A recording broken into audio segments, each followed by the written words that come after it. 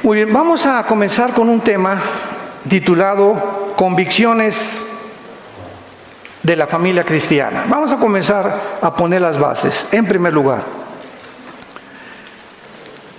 las convicciones, como acabamos de mencionar ahorita en el mundo, de los que eran socialistas, fascistas, comunistas, demócratas, es una risa, podríamos decir, es una payasada. Es increíble, por ejemplo, el padre del existencialismo en los 60 del siglo XX, Jean-Paul Sartre, un francés ateo. Antes de morir, escribe 2 libros, La náusea y El muro. Y Sartre, que le llamaron el padre del existencialismo y que fue el causante de la revolución hippie, él fue la raíz de... Cuando los Beatles se fueron a la India y probaron la marihuana y regresaron a Europa y dijeron que habían probado la marihuana, en los 60, yo me acuerdo, yo no tenía ningún amigo que no se las tronara. Todos le entraban, ¿verdad?, como dicen vulgarmente, a la mota y a la Golden de Acapulco. La cocaína vino ya como en los 90, etcétera, etcétera, pero todo ese periodo de los 60, 70 más o menos fue una época de la revolución sexual. Acuérdense ustedes de cómo se juntaban cientos de jóvenes en Estados Unidos y el hippismo se caracterizó porque se juntaban a dormir en una tienda de campaña 2 hombres con 6 mujeres o 4 mujeres con 7 hombres. Entonces, en los 60s y en los 70s hubo miles de madres solteras que no sabían ni siquiera los hijos de dónde fueron. Todavía tengo yo muchos jóvenes que me encuentro, bueno, ya no jóvenes, ¿verdad?, que vienen de esa generación que se llamó los baby boomers, que son del 47, 48, nacieron más o menos hasta en los 80s, hasta los 90s. Entonces, en toda esa generación, Jean-Paul Sartre, un ateo francés, con sus ideas, porque las ideas influyen, dijo lo siguiente, ¿verdad?, que él no creía que Dios existía. Pero lo más contradictorio es que antes de morir Sartre, para que veamos las convicciones tan débiles que existen a nuestro alrededor, dijo a su hija, después de escribir El muro y La náusea: hija, he gastado mi vida persiguiendo a un ser, a una entidad que he negado que exista. Eso filosóficamente es una contradicción. Comenzó a adquirir un poquito de conciencia antes de morir este señor, diciendo, es que ¿cómo pude gastar mi vida demostrando a alguna entidad que no existe cuando no existe? Y si no existe, hubiera aprovechado mi vida en otra cosa. ¿Para qué quería yo convencer a la gente que no existía algo que no existe? Entonces, Sartre, antes de morir, dice lo siguiente: el ateísmo es insostenible filosóficamente. Y hasta la fecha, uno de mis platillos favoritos son los ateos. Y es con los que más debates hemos tenido en la televisión y en el radio. Y cuando hablamos acerca de estas convicciones, de que es increíble que una persona pueda gastar su vida tratando, y además el 95% de los ateos son personas amargadas contra alguien que no existe. Todavía para acabarla de amolar, ¿verdad? Amargados contra, y tú ves, no hay un 5% se puede calcular, de acuerdo a la elección de Madeleine O'Hair, que fue la presidenta del ateísmo en Estados Unidos, un 5% calculaba ella que había ateos contentos. La mayor parte de ellos son personas que atravesaron un trauma, o en la niñez o en la juventud, como el ex dueño de la cadena de comunicaciones más grande del mundo, la CNN.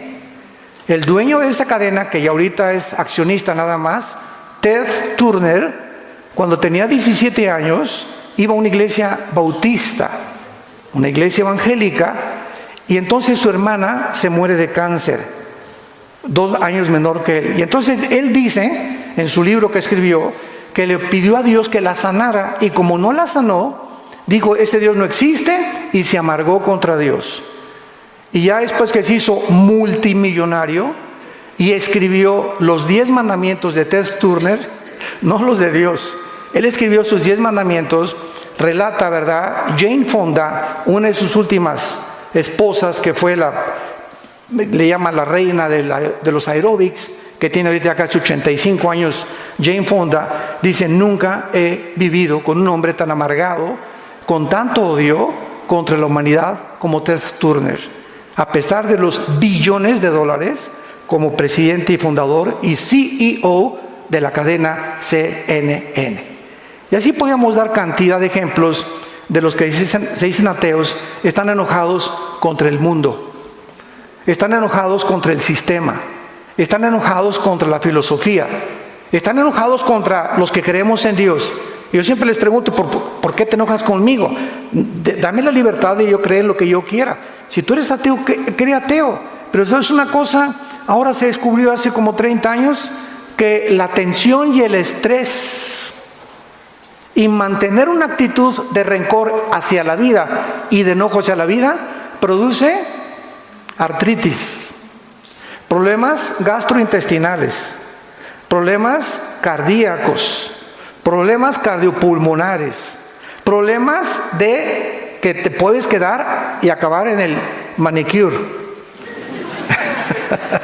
Para los que nos visitan, es el psiquiátrico, así le hicimos en México. Entonces, es increíble que el estado emocional de una persona se le llama enfermedades psicosomáticas. Psico o psiquemente, soma en griego, cuerpo. La actitud mental afecta mi salud. Y qué increíble que la Clínica Mayo en Rochester, que es la clínica más prestigiada en Estados Unidos, y el Hospital Hopkins, que es otra institución médica en Estados Unidos de lo más prestigiado que hay en el mundo, hayan concluido hace algunos años que el 70% del origen de las enfermedades del ser humano, mentales y físicas, provienen del estrés. ¿Y cuál es la enfermedad del siglo XXI? Increíble, pero cierto. Somos una generación tensa, porque se cayó el dólar, se cayó el peso, una guerra en el Medio Oriente, la revolución, una incongruencia en nuestros gobernantes, en Estados Unidos, en México, en Centro, Sudamérica. El mundo volteamos a ver y comenzamos a darnos cuenta, y estamos en un mundo de locos. De locos. Hicieron un censo, el Mercado Común Europeo, hace como 4 o 5 meses. ¿Saben ustedes de qué se trató este censo? Retaron en Francia y en Alemania, en las universidades, a los estudiantes para que de los aproximadamente 200 naciones que actualmente poblamos el mundo, buscaran 50 líderes en sus 5 sentidos. Increíble, pero cierto. Y comenzaron a analizar el perfil psicológico de más de 50 presidentes y jefes de Estado en el mundo, y llegaron a la conclusión que todos están listos para el psiquiátrico. No digo nombres. Es increíble. O sea, nuestras naciones están siendo gobernadas por locos, por personas no coherentes, contradictorias en sus convicciones, que sin tener una perspectiva, siempre es la economía, o cuál es se hace el aeropuerto, no se hace el aeropuerto, o esto y el otro, y siempre estamos esperando Mesías, que alguien venga y saque al 60% en México de la pobreza. Y como la clase media no le conviene a ningún gobierno, ni la clase alta, entonces a los gobiernos les conviene no educar a la gente, porque es más fácil gobernarla. Y son los más fáciles de poder manipular. Entonces, estamos nosotros en un tiempo en el que tenemos que comenzar a analizar nuestras convicciones. Veamos a continuación que las siguientes convicciones que vamos a estudiar, o prioridades, para poner la base, deben ser enseñadas a nuestra familia, a tu esposa, a tu esposo, a nuestros hijos, para librarlos, principalmente a nuestros hijos, que al mandar a tu hijo a la preparatoria y a la universidad, los están esperando. Escúchame, es que me dijo una vez un hermano cristiano, me dice: mire, doctor Alducin, estoy orando por mandar a mi hija a Harvard, Le dije, mira, aunque a mi hija le den una beca en Harvard, ni de chiste mi esposo y yo la mandaríamos. ¿Pero cómo? Sí, yo prefiero tener diablos ignorantes y no diablos educados. 1000 veces mejor. ¿Por qué? Porque es el bastión Harvard de la inmoralidad número 1 de las universidades norteamericanas. Y desgraciadamente no traje el discurso del director de Harvard que hizo este año a todos los estudiantes que estaban llegando, para que ustedes se den cuenta lo que les dijo. Aquí si tú eres transgénero, te puedes meter a este baño, al otro baño. Si eres homosexual, etcétera, te puedes meter acá. Les damos un cuarto para ustedes. No hay absolutamente ninguna convicción moral, ni un código de ética en estas universidades. Igual Cambridge, igual Yale.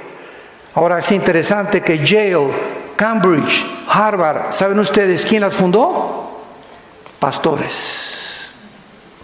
Las más grandes universidades del mundo y de Inglaterra las fundaron para entrenar hombres de Dios.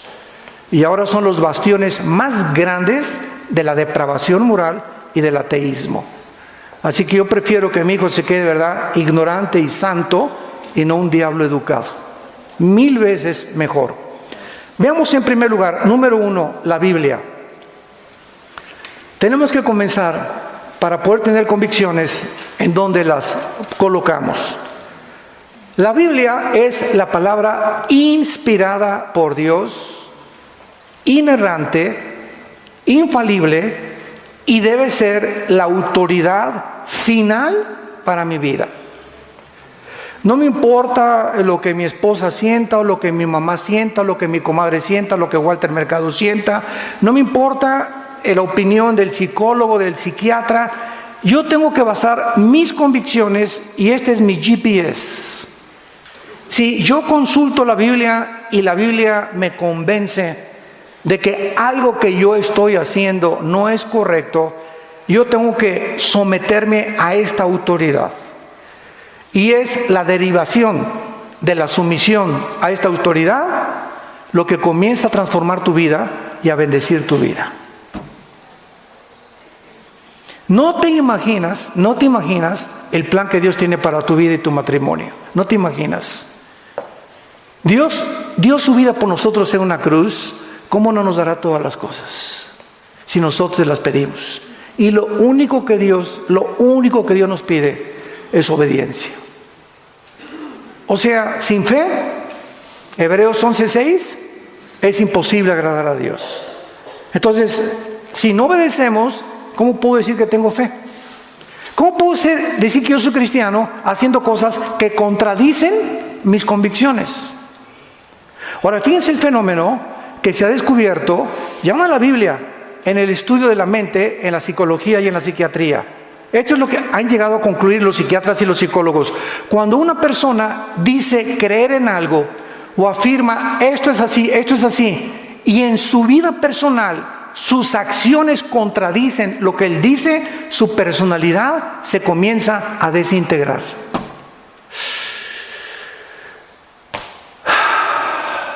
Y entonces la psicología le puso un nombre: múltiples desórdenes de la personalidad.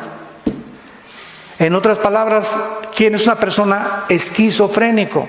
En el griego, mente dividida. Una persona que en la iglesia tiene cara de San Clodomiro. Llega aquí a la iglesia con cara de santo. En su casa tiene otra cara. Y con sus amigos en su trabajo tiene otra tercera cara, otra tercera máscara. Es lo que Jesús vino a atacar más que nada al mundo: la hipocresía. La palabra Hipócrates viene del griego, que significa una personalidad fingida o decir algo que no eres. Entonces, la Biblia nos muestra que debemos ser de una sola pieza. Yo soy aquí en la iglesia como lo soy con mi esposa en la casa, como lo soy con mis hijos, como lo soy con mis amigos, como lo soy en el cine, como lo soy a donde yo vaya. No tengo 3 o 4 personalidades, porque comienzas, sin que te des cuenta, a desintegrar tu personalidad. Y cuando comienzas a desintegrarte, comienzas a bandear, como decimos vulgarmente. Comienzas a tomar decisiones incoherentes. Comienzas a tomar decisiones que te vas a arrepentir y a lamentar, a comprar casas o a comprar terrenos o algo que le digas a tu hijo, algo que digas, decisiones que no fueron guiadas por el Espíritu de Dios. Y esto es impresionante, por eso la importancia de las convicciones cristianas. Ahora, veamos por ejemplo, en el libro de Job, en el Antiguo Testamento, a este hombre cuyo libro tiene la antigüedad del libro del Génesis. Estamos hablando casi ya de 6,000 años de antigüedad. El libro de Job, en el capítulo 37, vemos nosotros que cuando el ser humano viene a la Biblia, se enfrenta con un problema cuando no tienes a Cristo en tu vida, cuando no tienes al Espíritu Santo dentro de tu vida, que lo comienzas a tener cuando reconoces tu necesidad de Dios y cuando lo invitas como tu Señor y Salvador. Y sabemos que en este seminario muchos de ustedes han venido, como decía mi hijo Alan, por curiosidad, etcétera, etcétera, y el Espíritu te va a convencer tu necesidad que tienes de Dios. Y cuando el Espíritu Santo entra a nuestra vida, nos destapa. Somos seres finitos, imposibles de comprender a un ser infinito. Lo finito no puede alcanzar lo infinito. Y esta es la razón por la cual Sartre, Nietzsche acabó homosexual a los 40 años y en un psiquiatra. El padre del ateísmo, esos así han acabado. Porque han tratado de alcanzar los pensamientos de una entidad que es Dios, el Dios y Padre de Cristo, que trasciende nuestra capacidad de pensamiento, que no actúa como nosotros actuamos, como los niños no entienden por qué los padres a veces, pau, pau, pau, no, mi papá no me quiere porque si me quisiera no me daría nalgadas, sin entender que esas nalgadas forman parte de nuestro amor y de la forma que tenemos que formar su carácter, claro que sin abusar de eso, desde luego. Pero así es el hombre con Dios. Queremos entender a esta entidad y es la soberbia más grande intelectual que pueda haber. ¿Cómo nos atrevemos a creer que vamos a discutir con Dios? A ver, bájate de allá tú y siéntate aquí. A ver, yo ahora voy a ser el abogado y tú me vas a contestar. ¿Por qué permitiste las guerras? A ver, ¿por qué permites el mal? ¿Eres todopoderoso? Entonces, ¿por qué no acabas con el diablo de una vez? Yo le contestaría lejos, porque comenzaría con usted. Fíjense ustedes a la actitud a la que llegamos cuando comenzamos a desafiar a Dios. Entonces tenemos que comprender esto. ¿Quieres caminar con Dios? ¿Quieres comenzar a entender la Biblia? Si vienes sin Cristo a la Biblia, vas a chocar intelectualmente con la Biblia. Y no es problema de que seas doctorado en ciencias políticas y astrofísico, no. Dime lo que tú quieras. La Biblia es un libro de carácter espiritual, que es la dimensión que trasciende la psique humana. Por eso se equivocó Sigmund Freud, tu padrino también. De limitar el problema humano a la inconsciencia, a la conciencia, a la sexualidad. Y como decía Freud, ¿verdad? El ser humano es incorregiblemente religioso porque tiene temor de vivir y se refugia en alguien que es Dios. Eso es la conclusión tonta a la que este hombre llegó, sin entender que no es la psique, es algo mucho más grande que la psique, como lo vamos a ver más adelante y en la tarde, que es lo que realmente es el fundamento del ser humano. O sea, si yo voy a la Volkswagen y alguien me pregunta, Armando, ¿tú sabes de qué está formado el motor del Volkswagen? O sea, comienza el motor y a echar aceite. No, yo no entiendo nada porque yo no fabriqué el motor del Volkswagen. Como decía un cuento de hace mucho tiempo, estaba estacionado un carro en 1905, echando aceite por todos lados, y estaba un señor así metiéndole las manos al carro y se llenó de aceite todos los brazos, etcétera, etcétera. Y en eso llega un carro con una persona elegantemente vestida y se baja del carro y le dice a este muchacho, ¿qué te pasa con tu carro? Y le dice, pues tengo aquí como 1 hora tratando de arreglarlo y no arranca. Y entonces el señor elegantemente vestido le dice, ¿me permites ayudarte? ¿Cómo no? Yo ya no puedo, ya he hecho 1000 maniobras y no lo arranco. Entonces este señor llega, agarró 2 cablecitos y arranca el carro.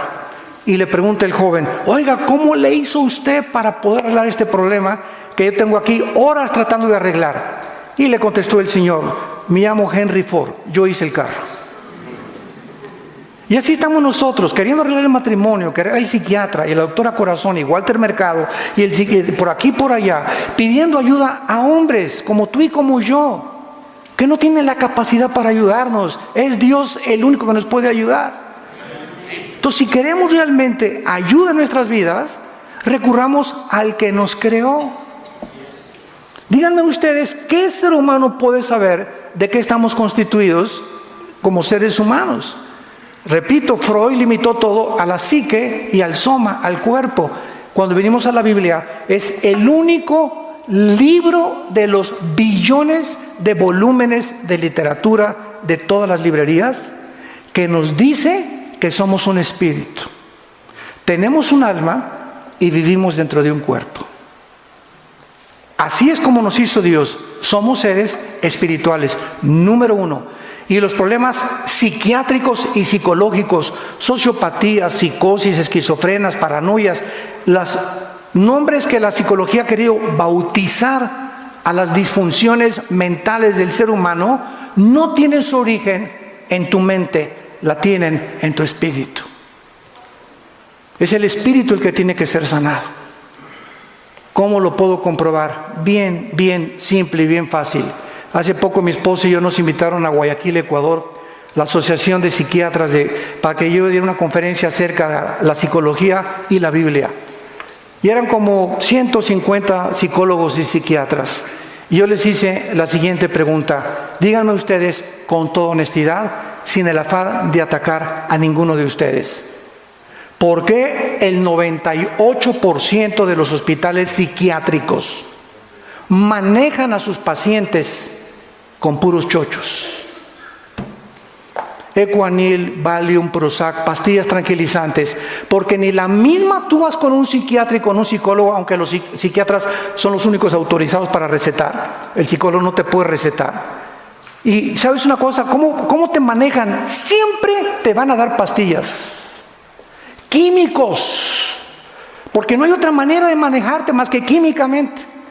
Y el problema no es físico, es espiritual. Entonces, todos los locos de los hospitales psiquiátricos están enchochados. Todos están completamente bajo tranquilizantes, drogados, para que se oiga todavía más fuerte la palabra. Drogados. ¿Por qué? Porque el problema no está en la mente. El problema trasciende la mente. Y somos soberbios en creer que nosotros tenemos las respuestas que nosotros mismos no podemos descubrir más que Dios. Dice en Job 37, versículo 19, muéstranos qué le hemos de decir, porque nosotros no podemos ordenar las ideas a causa de las tinieblas. Cuando venimos a la Biblia, la Biblia nos diagnostica que tú y yo nacimos muertos, separados espiritualmente. Somos espíritu, tenemos un alma, vivimos dentro de un cuerpo. Ahora bien, la Biblia dice que cuando nacimos con la pura psique y con el puro cuerpo. Por eso todo el enfoque humano es en la mente, y el poder de la mente, y la capacidad de la mente. Pero la Biblia dice que cuando tú recibes a Cristo como tu Señor hoy, y lo invitas reconociendo tu necesidad de Él te prende el foco, la parte espiritual que la tienes muerta, y por tenerla muerta y porque todo lo limitas a la mente, estás en tinieblas. Y vives en tinieblas y no sabes a dónde va. Y esta es la condición del mundo en que vivimos. Un mundo que ahorita ya perdió la brújula, política, filosófica, religiosa, económicamente. Estamos en un mundo de locos, donde ya nadie sabe cuál es el camino y cuál es la única luz. Y cada quien, como dice el relativismo, pues para mí mi verdad es esa, para ti es la tuya. Espérame tantito, entonces no hay una verdad absoluta. No hay un código en el que podamos basarnos y tener un punto de referencia para poder verdaderamente educar a mis hijos, saber cómo puedo ser mejor esposo, mejor esposa, mejor hijo, mejor trabajador, mejor estadista, mejor gobernante. No lo hay, no lo hay en el mundo. Cada quien gobierne como quiera, cada quien viva como quiera, haz lo que, de acuerdo a lo que tú sientas. Ahora en Hollywood, esta es la frase: haz lo que sientas hacer. Si te sientes bien, es amor, como dijeron ahora la Asociación de Pederastas en Estados Unidos. ¿Ustedes podían imaginarse que hace 30 años se pudiera haber institucionalizado los matrimonios gay? Siempre ha habido, desde Sodoma y Gomorra, pero nunca se había institucionalizado el matrimonio entre ellos. Era imposible creerlo. Ahora se llegó a otro extremo: darles a adoptar niños. Cuando los principios de la psiquiatría y de la Academia de Psicología de Los Ángeles, California, y de Nueva York, y de Francia y de Inglaterra estipulan que un niño necesita crecer con la imagen de un varón, de un padre, y que han concluido que casi el 75% del homosexualismo son de niños que han sido criados con la mamá y no con el papá, donde hay matriarcado en el matrimonio, donde ella es la que truena los chicotes, para que podamos entenderlo más claramente, donde ella le dice al marido, ¿verdad?, metas a carro y se me queda, o hoy duermes en el suelo. El matriarcado. Entonces, cuando un niño crece sin la imagen paterna, del liderazgo paterno que necesita todo varoncito, comienza a tener tendencias hacia el otro lado. Esto es increíble. Entonces, ¿cómo es posible que puedan ahora decir, verdad, que adoptar niños y aceptándolo? ¿Por qué? Porque el mundo siempre ha sido así. Lo que diga la mayoría, eso hacemos. Y se vuelve normal, como ya está siendo ahorita normal. ¿Saben ustedes quién fue el que inventó esta mentira? El ministro de propaganda de Hitler, Joseph Goebbels. ¿Saben lo que dijo Goebbels hace casi 75 años? Cuando una mentira se proclama 100 años, se acaba aceptando como una verdad. ¿No es verdad también que la famosa teoría de la evolución se sigue enseñando en las universidades de tus hijos y en las de nuestros hijos, en las secundarias preparatorias, que venimos de chita? Increíble, cuando es una contradicción biológica, una contradicción química, una contradicción física, la teoría de la evolución, debatida y contradecida por la física, la primera y la segunda ley de la termodinámica, las leyes biológicas de los aminoácidos, pero se sigue enseñando y se acepta como si fuera verdad. Y es la mentira más grande que existe desde hace un siglo. Y la gente lo cree, que venimos de los animales. Bueno, ¿por qué? Por causa de las tinieblas con las que nacimos. Y dice el versículo 20: será preciso contarle cuando yo hablaré, por más que el hombre razone, quedará como abismado. Por más que tratemos de comprender a Dios y a nosotros mismos, vamos a fracasar. Usa la antropología, la arqueología, la historia, la sociología, la psiquiatría, la psicología, usa las disciplinas académicas que tú quieras, nadie nos puede decir quiénes somos, la razón por la cual nacimos y el destino donde nos vamos, más que Dios, a través de la Biblia.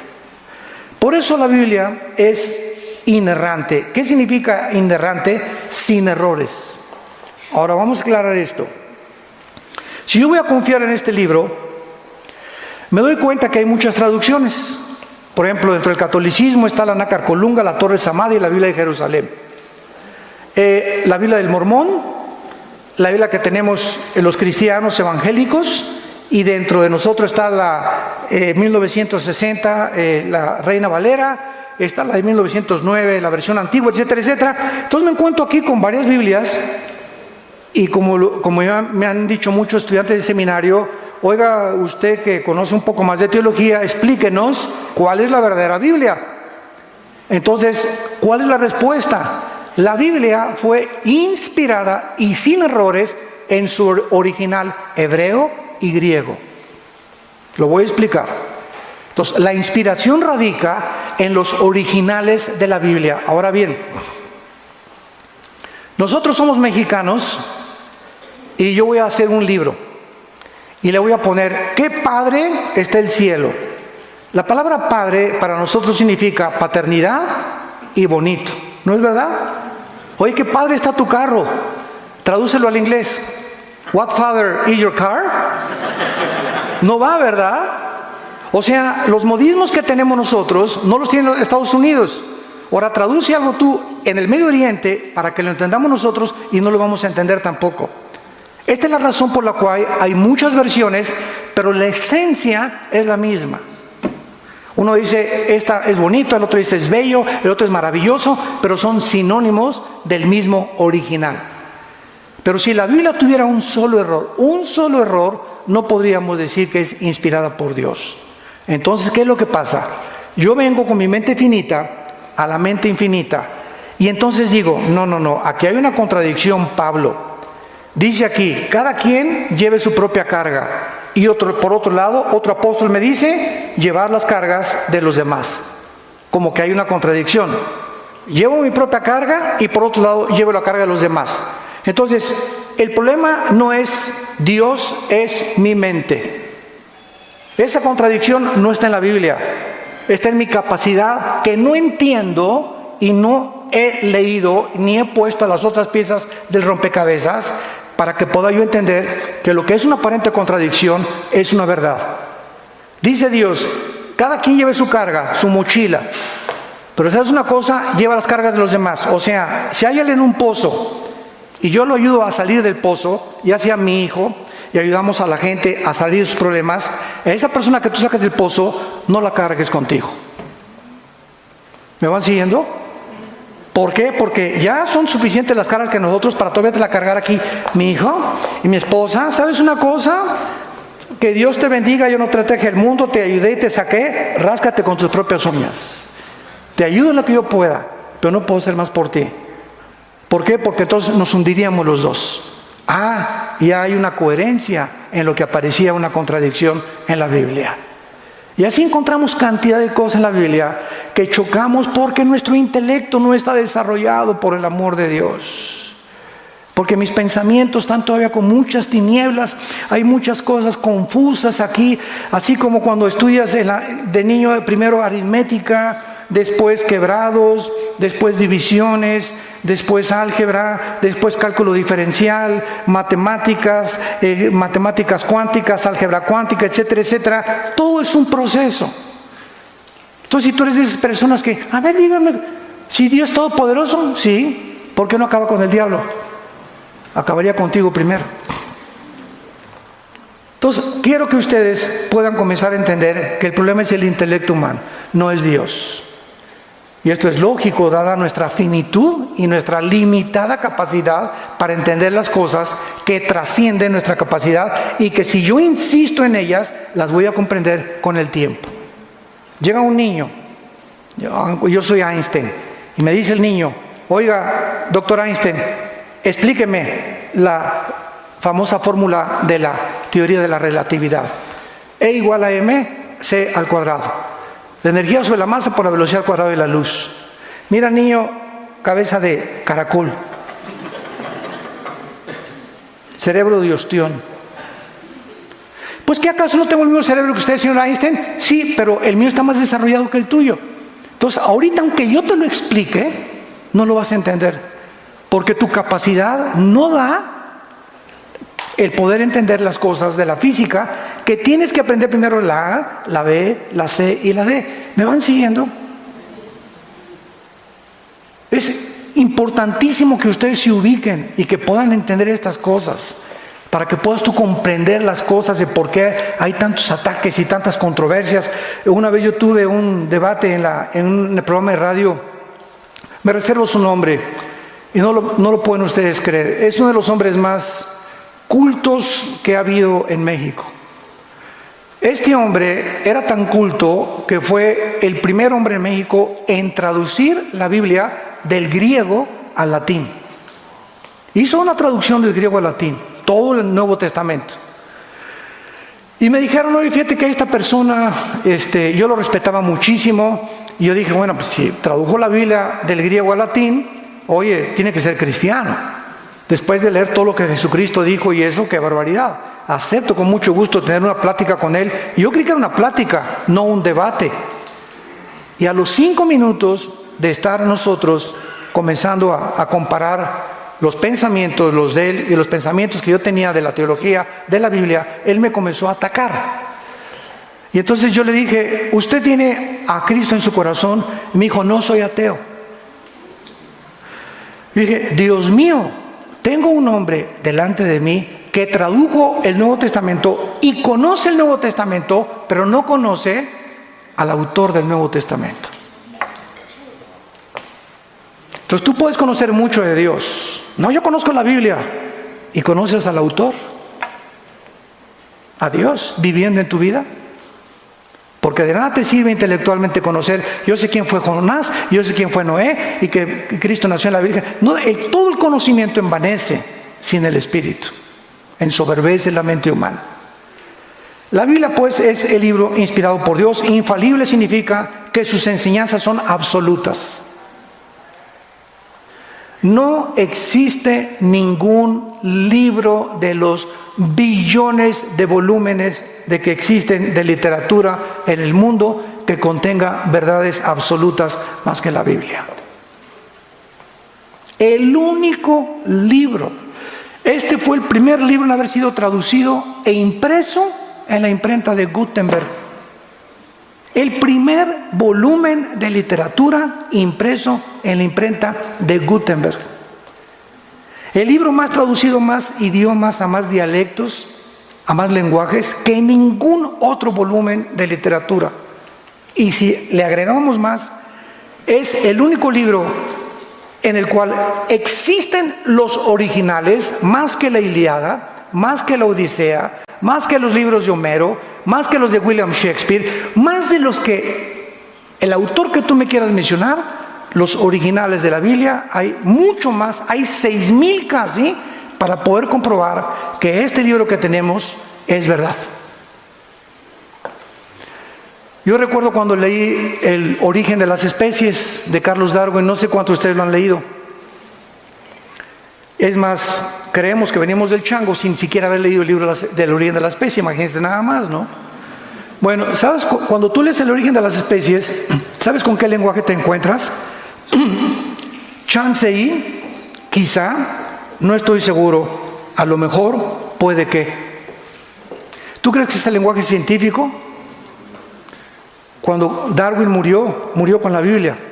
Y cuando fue a las islas de los Galápagos, en Sudamérica, él estuvo convencido que no podía encontrar una mutación de una especie a otra especie, que es la principal evidencia que es imposible la evolución.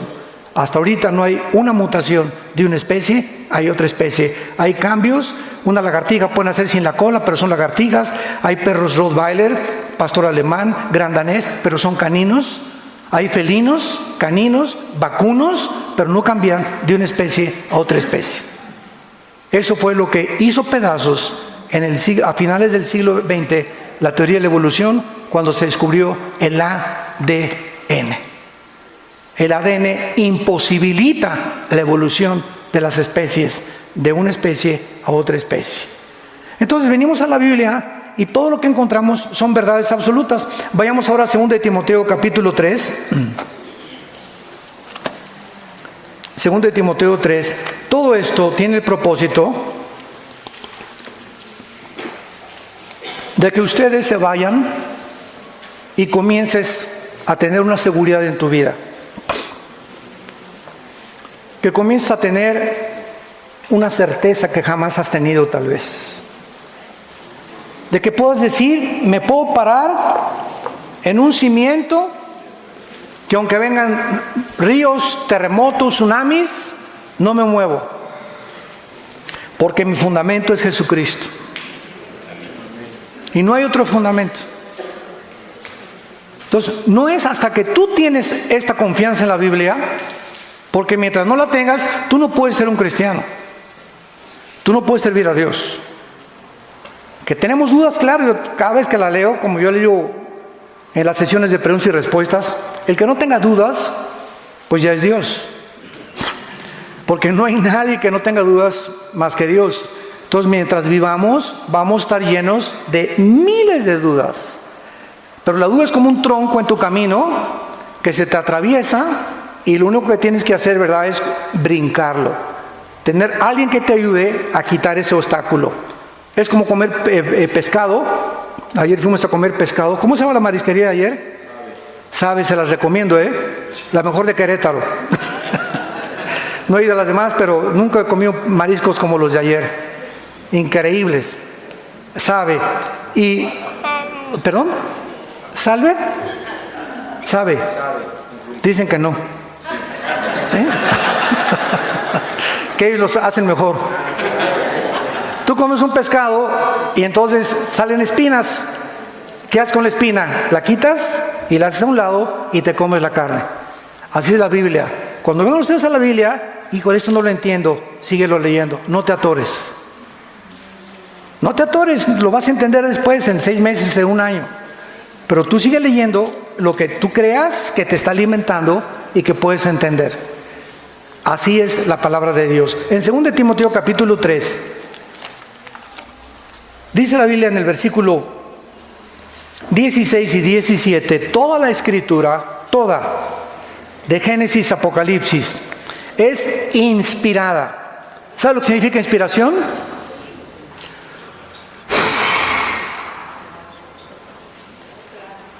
Es soplar. Dios sopló en las mentes de los autores, que son más de 40 autores, que casi ninguno se conoció.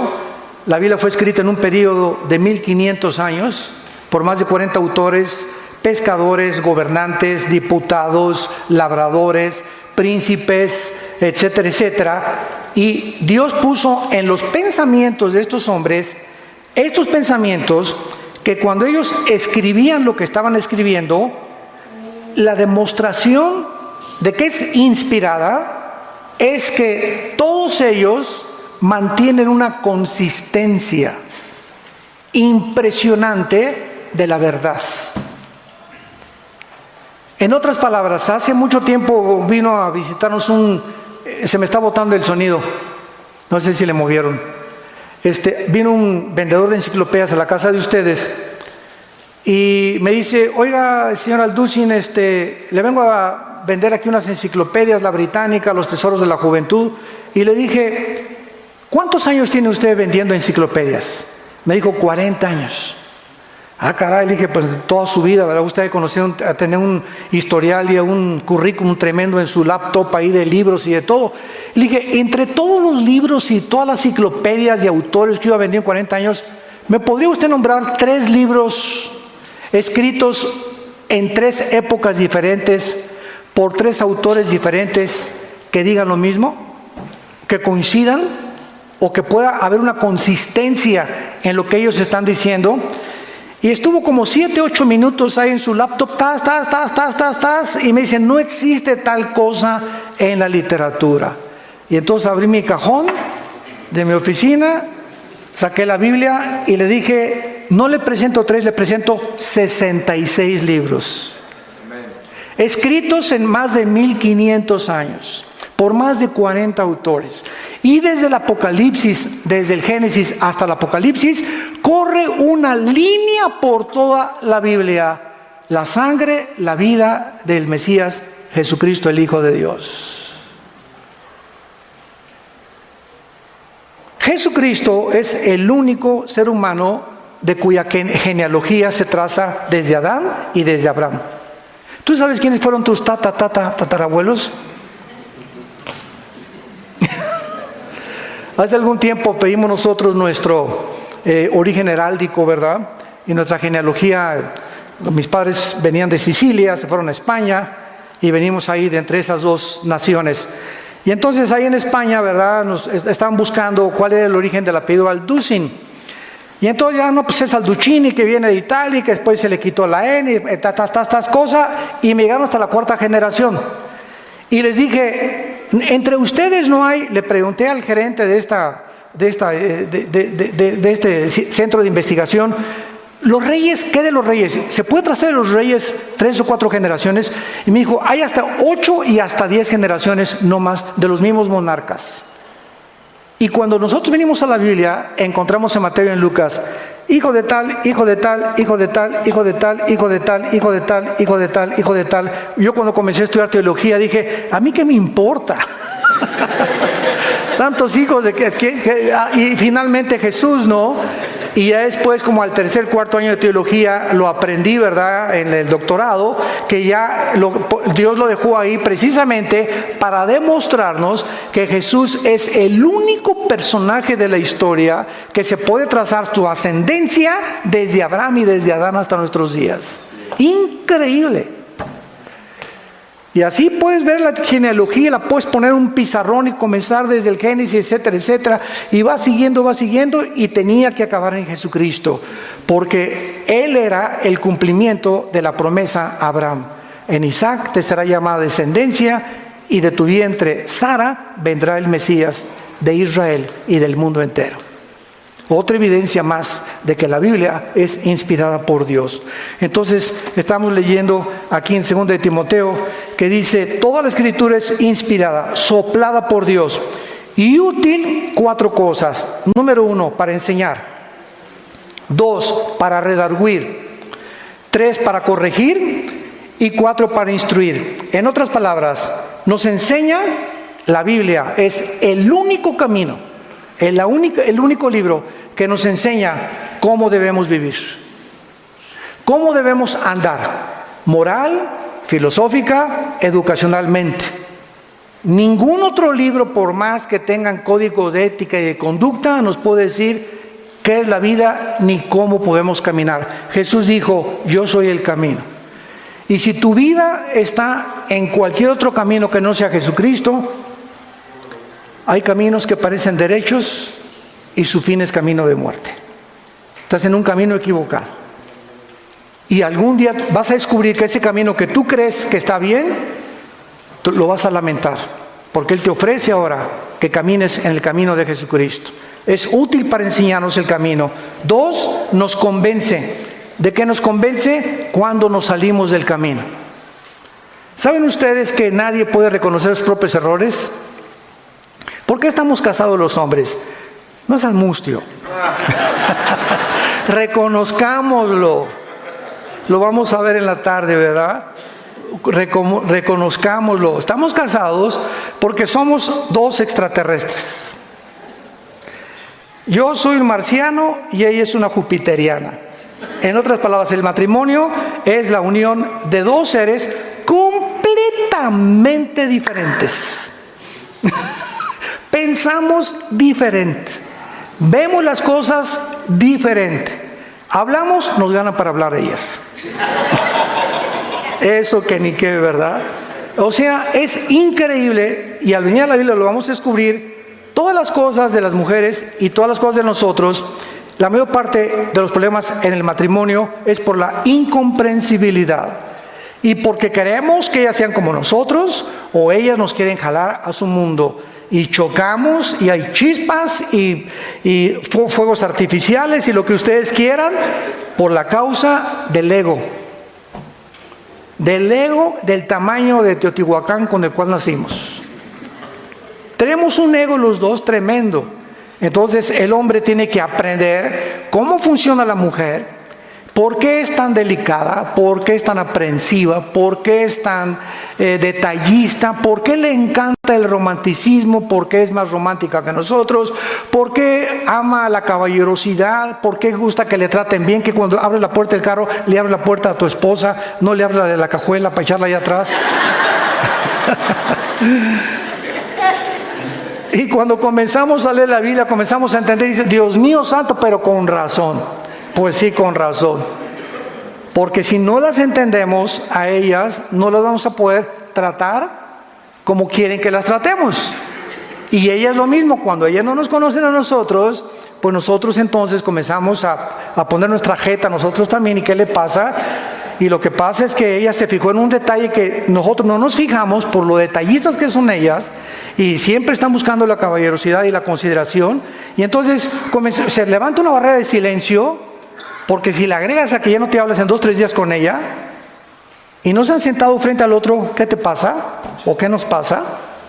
y comenzamos a sacar, mira, por esto y por esto y por esto, los problemas no se van a arreglar. El enemigo más grande, lo vamos a ver del matrimonio, es el silencio y la falta de comunicación. Es el enemigo más grande. Ya cuando pasan 2 o 3 días sin hablarse y no le has dicho lo que quieres decirle, o te lo guardas, va a crecer ese problema. Y va a crear raíces de amargura. Y tu esposa tiene 3 años con algo que todavía no te perdona, que tú ni siquiera sabes, ni yo sé tampoco, porque no nos lo han dicho, ¿verdad? Pero ahí lo tienen guardadito y le impide a ella desarrollarse y crecer y tener ese gozo y la paz que solo el Espíritu nos puede dar cuando hablamos lo que tenemos que hablar. Y la Biblia nos ayuda a convencernos de eso. Entonces, estamos casados porque nuestra esposa es la única que nos conoce. No me digas que tu compadre, por favor, ni nuestros hijos. ¿Quieres saber lo que es su nombre? Pregúntale a su esposa.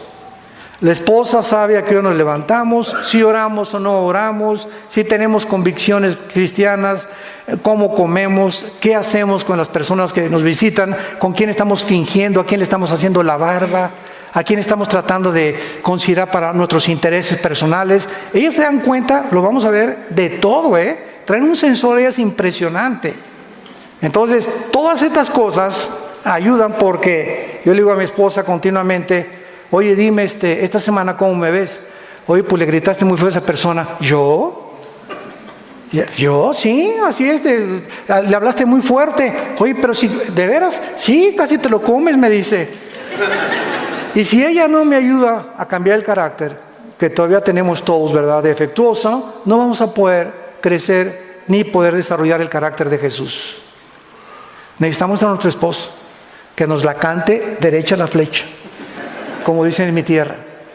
Entonces, esto nos ayuda para que podamos entender que la Biblia nos convence y la esposa es una de las personas que Dios usa para poder ayudarnos. En tercer lugar, la Biblia nos corrige. Ahora, quiero trazarles esto. La Biblia es el camino. Pongan aquí atención. La Biblia nos corrige cuando nos convence que nos salimos. Porque si no tuviéramos la Biblia, creemos que estamos en el camino y no lo estamos. Entonces la Biblia es el único instrumento que nos convence, ya te saliste. El árbitro, offside, penalty. No, ¿qué? Penalty. Es lo que dice la Biblia. Ahora, ya que me salí, nos corrige cómo regresar al camino. Cómo volvernos a meter otra vez al camino. Y en cuarto lugar, nos instruye cómo mantenernos en el camino. Qué maravilloso Dios. Qué fácil es salirse del camino, Qué fácil es creer que estamos bien y estamos bien mal. Y estamos bien engañados. Y si no somos lo suficientemente abiertos y humildes para que oigamos a nuestra esposa o a nuestro esposo y la palabra de Dios, no vamos a poder alcanzar el destino que Dios tiene para todos nosotros. Padre, en esta mañana te damos gracias por tu palabra. Te damos gracias, Señor, porque eres un Dios misericordioso, que en esa cruz diste a tu Hijo para que a través de su sangre preciosa pudiéramos nosotros ser lavados, perdonados de esa cuenta pendiente que teníamos todos contigo de pecado y que Él pagó en nuestro lugar. A los 3 días lo resucitaste de los muertos para decirnos que esta vida no es todo. Vamos de paso, somos peregrinos, tenemos una esperanza maravillosa delante de nosotros, que es nuestra resurrección, cuando seremos semejantes al cuerpo de la gloria de tu Hijo Jesucristo. Te damos gracias, Señor, por el Espíritu Santo que nos ayuda a poder conocer la verdad y mantenernos en la verdad. Oh Dios, continúa abriendo los corazones y las mentes de tu pueblo para que puedan saber qué grande eres. Bendito seas en el nombre de Jesús. Alá.